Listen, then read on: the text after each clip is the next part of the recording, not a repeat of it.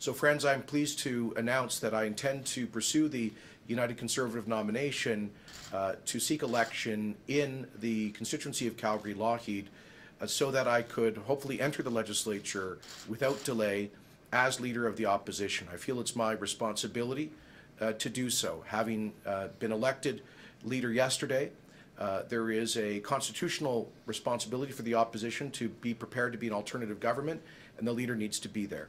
And so I look forward to meeting with the families of Calgary-Lougheed in the weeks to come in hopefully earning their confidence to be their voice in the legislature. Happily, I represented in the federal parliament many of the areas, all of the areas adjacent to Calgary-Lougheed, and so I know the constituency and the constituents well, so I believe I can hit the ground running. I look forward to perhaps a first conversation with Premier Notley. I'm confident that she will respect the long-standing Westminster Parliamentary Convention of calling a by-election without delay when there is a party leader seeking entry to the legislature to be leader of the opposition. And I'm sure that she'll be respectful of that convention. So with that, let me repeat my gratitude to the members of the United Conservative Party for their confidence expressed yesterday, and my admiration and respect for both Brian Jean and Doug Schweitzer, with whom I look forward to working closely. This morning, I already began transition meetings. I just met for the first time with the interim joint board of the United Conservative Party, and I'll be meeting with the caucus tonight and tomorrow morning. We're planning another announcement tomorrow in Edmonton. But friends, as I said last night, the decisions that we have taken to unite and now elect a leader tell us that we are one step closer to an Alberta with a government based on common sense rather than divisive ideology, a government focused on economic growth, job creation and prosperity rather than higher taxes and debt, a government focused on renewing the Alberta advantage rather than driving away investors and killing jobs. So hope is on the horizon and common sense is coming back to Alberta. Happy to take your questions.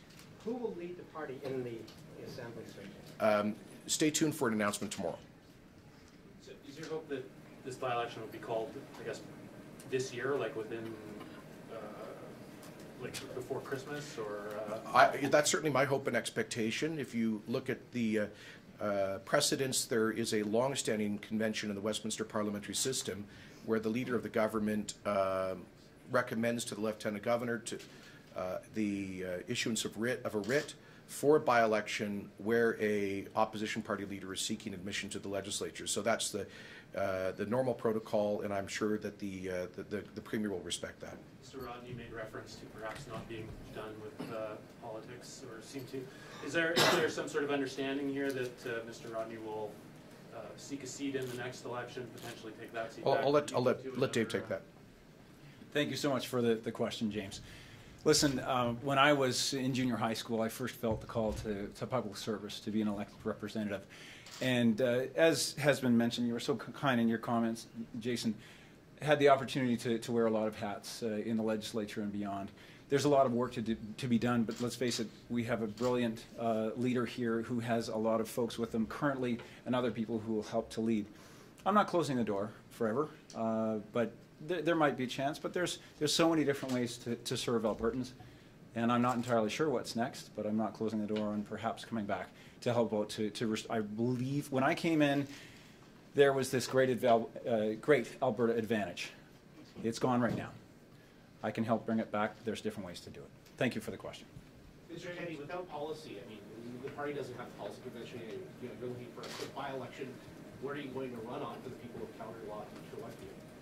Well, we do have the 14 founding principles of our party enumerated in the Unity Agreement, which speak to the broad mainstream values of most Albertans. And as you know, for the past 16 months, I've been very clear about my own views, very open and transparent about my desire to scrap the carbon tax, to get back to a balanced budget through spending restraint and restarting the economy, by ending the NDP's reckless shutdown of our coal industry that will massively increase power prices, my strong support for school choice, for reforms that will improve our our healthcare system. So on every issue, I've been clear about my own convictions, and I'll continue to talk. I will certainly present those views to the constituents of Calgary Lougheed during the by-election.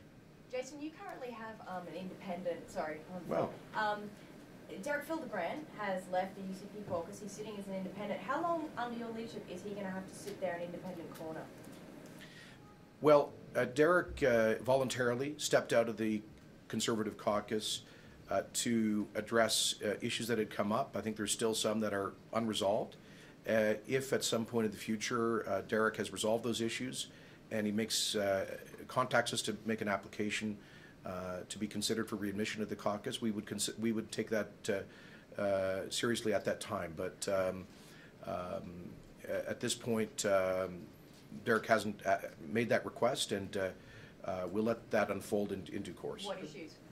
Well, I believe he has a matter before the courts that still has yet to be resolved. I wonder how, Mr. Penny, how you're going to handle the legislature. Are you going to be involved daily in like the questions list, the questions that we ask, the strategy on questions, whether you're in Edmonton or somewhere else? Are you going to be doing until unless you're... Yeah, I have no intention of micromanaging the operations of our strong caucus. We have a great team of MLAs who can hold the government to account. Frankly, I think the bigger task for me right now is helping to continue building our party outside the legislature. I don't want to become victim to what Ralph Klein used to call dome disease. Most Albertans don't hang on every question in question period. I know this is shocking to you political journalists, but it is, I think it's much more important that I get out there and work with our party to continue building our membership, to launch our democratic policy development process, to begin identifying great candidates who will be MLAs and ministers in the next government, to work towards our founding convention, eventually next year platform development.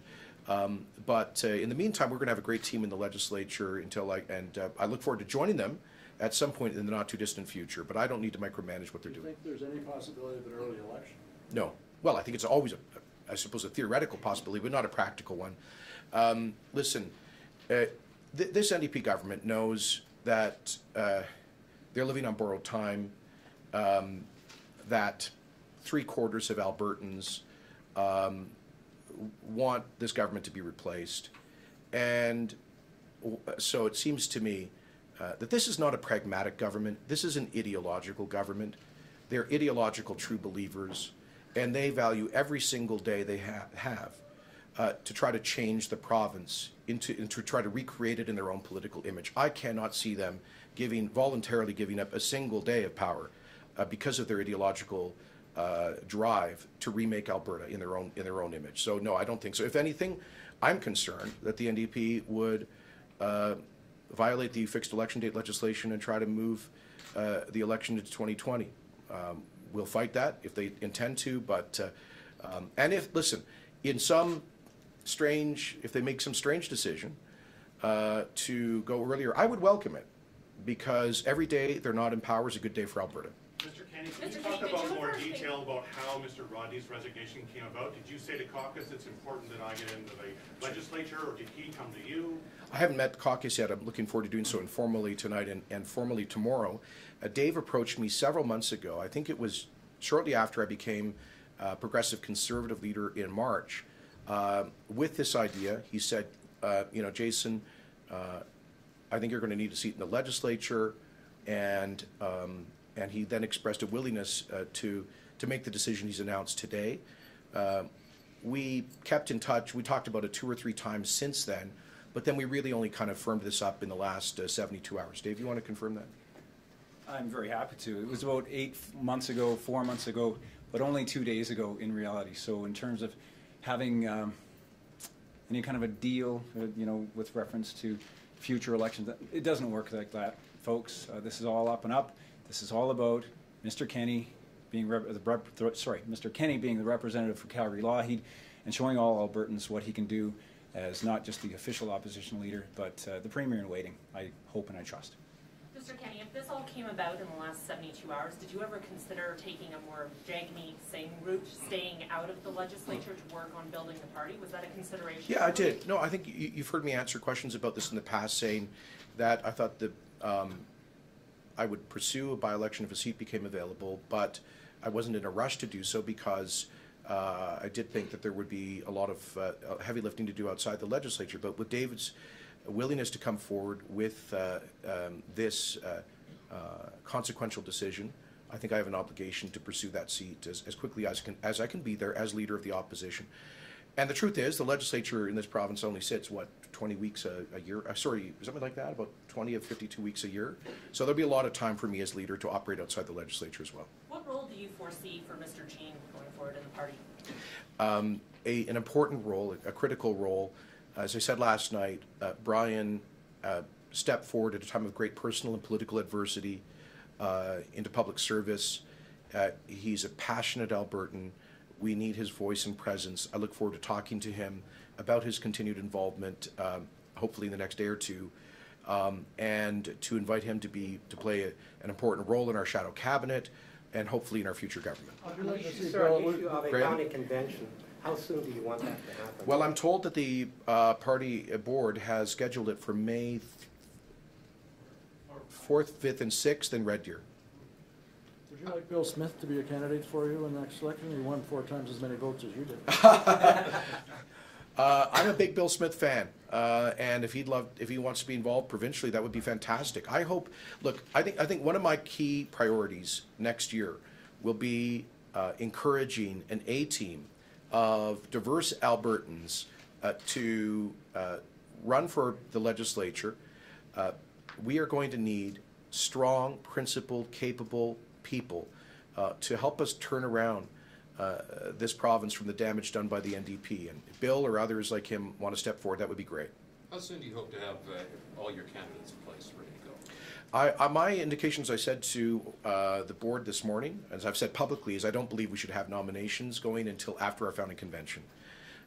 So our founding convention would be about a year before the scheduled election date. I think that gives us plenty of time to move forward with nominations. Right now, we're still setting up constituency associations. I think we have 37 of 87 constituency associations established. So we have more work to do just in the basic organizational work of setting up the new party. And then I would like the members to adopt the nomination rules for the nominations procedure at our founding convention. Of course, we'll have to adopt some interim rules for the first nomination that will happen, which will be in Calgary Lockheed. How prepared are you for the inevitable attacks, which probably have already started, on social issues, the attacks on you by the NDP?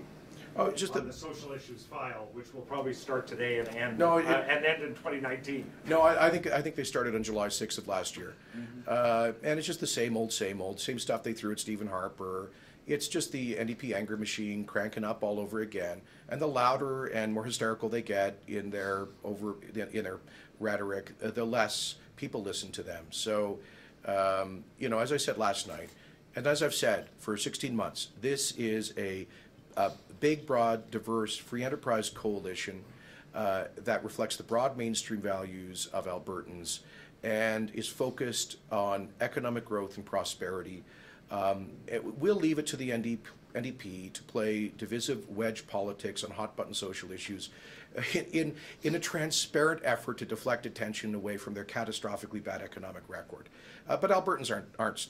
Albertans are smart. They can see that for what it is, which is why, according to a series of recent polls, the United Conservative Party is leading them by something like 2 to 1. You talked repeatedly about, ever since you got in this, you've said a United Conservative Party guarantees the defeat. No. I think you have said that, well, actually. I'm just wondering, how much of a danger is hubris and a sense of entitlement? As I said last night, if we work hard, stay humble, and earn every vote, that we will ensure this NDP government is one and done.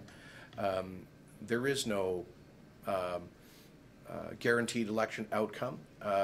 We have to work hard to stay humble and build a big team.